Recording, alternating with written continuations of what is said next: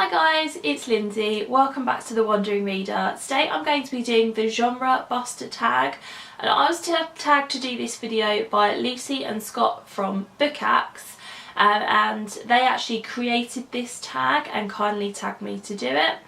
I've been kind of interacting with Lucy and Scott on their channel over the last couple of months, and I've really enjoyed getting to know them, and they put up some really good content on their channel, so I will link the original video down below so you can go and check it out and perhaps check out some more of their videos as well. So like I said, this is an original tag from them and there are 7 questions, so let's jump in with the first question. Question number 1 is, do you prefer books that develop characters in depth or books with a fast-paced plot? And I would say I like both. I think probably I have more of a preference for a fast-paced plot, just because, you know, that's generally what keeps me going when I'm, you know, kind of, if I'm invested in a book, it's generally because it's got a fast-paced plot to it, and kind of that keeps me racing through the pages. But there are lots and lots of books that I've read where I have been far more invested in the characters and the development of those characters across the story, and that is what's kept me going in the book.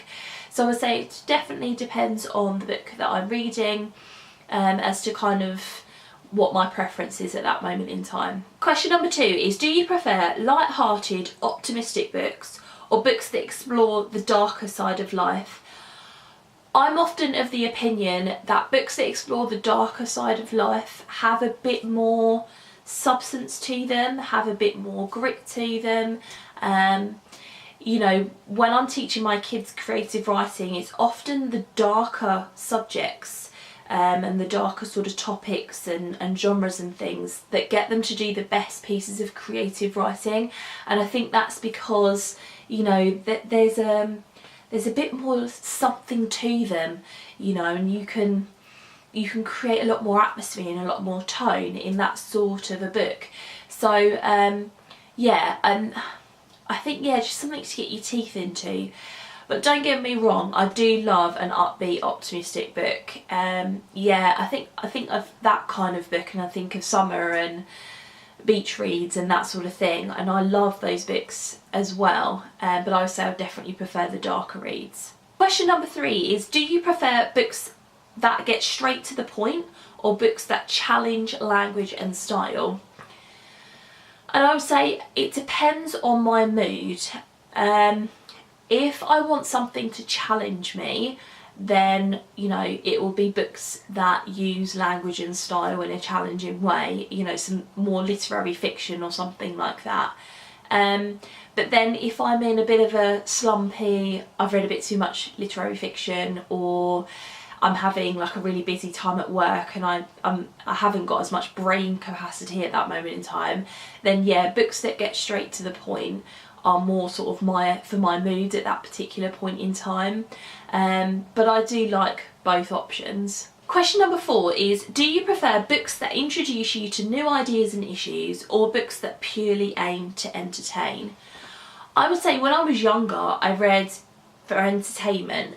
Now that I'm a little bit older, I look for books more that are about new issues and ideas, things that are going to educate me in some sort of sense, or that are going to open my mind up to new ideas and things like that. I think just because, yeah, that's one of the things that I talked about in my the Power of Reading video, which I'll link for you. I talked about, you know, how books can be this gateway to learning so much more about the world, and I find that really, really important.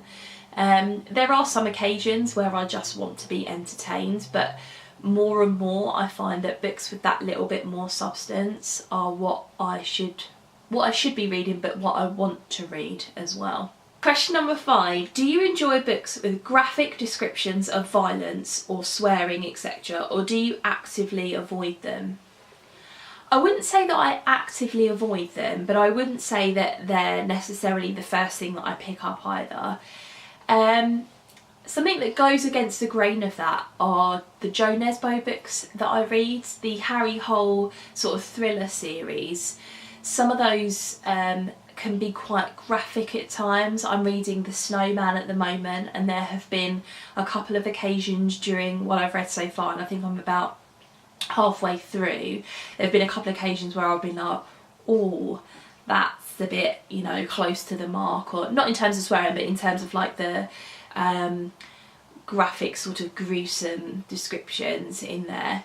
And I've had that experience with a couple of his other books as well, but it doesn't stop me from reading them, because I really sort of, with those books, it's about, for me, finding out who the killer is, how does Harry get there, and actually that doesn't put me off that much. But with other things, I've said on my channel before that I'm not one for horror books at all, just because I'm a bit of a scaredy cat. So yeah, and I don't really enjoy being scared, and I know some people sort of lap that up. That's not my personality at all. So I would say that I probably do actively avoid them, but there are exceptions to the rule on that. Question number 6 is, do you typically go for specific genres, and why? I think if you've been watching my channel for a while, you'll know that I tend to read quite a range of different things. Yeah, so I think I would say I prefer some genres over others. So for example, thrillers is a good example of a genre that I really love. What else would I say that I go for? I would say historical fiction and adult contemporary, I would say, are ones that I sort of gravitate towards in bookshops, and then kind of when I'm picking my new book, and ones that excite me a lot of the time, I would say are ones that kind of fall into one of those genres. But then I'm quite open when it comes to other genres, so I'm getting more and more into non-fiction now. I do read quite a lot of YA, quite a lot of literary fiction. Like I said, I don't really read horror very often. I read a bit of fantasy, I've read a bit of science fiction. So I think, yeah, not much is off limits to me, really. Question number 7 is, what is your favourite genre busting book? So kind of a book that doesn't really fit into one particular genre, or the genre that you thought it was, it kind of slips in and out of that. Something kind of along those lines. And it took me a while to figure out what book to talk about, but this is one that I've read very recently actually, and it's Dark Matter by Blake Crouch.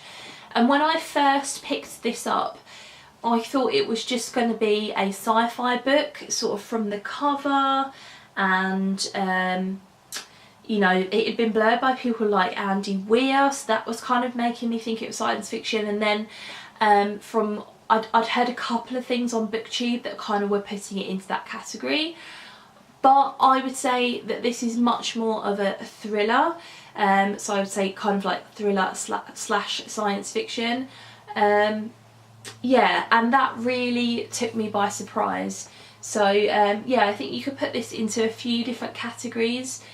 And like, you know, I absolutely love this book and would definitely recommend it. So there you go guys, they were the 7 questions. I'm going to tag April from Getting Hygge With It, I'm going to tag Derby from Derby Lane Reading, and I'm going to tag Harriet from Harriet Rosie. I'll leave a link to all those channels below, and I'll try to remember to do a shout out on Twitter. But yeah, there you go guys. I'd love to have a chat with you in the comments below. What were some of your answers to these questions? Do you agree with what my answers were, or kind of have you got a bit of a difference of opinion? Love having a chat to you guys as always. Thank you very much for watching, and I'll see you in my next video. Bye.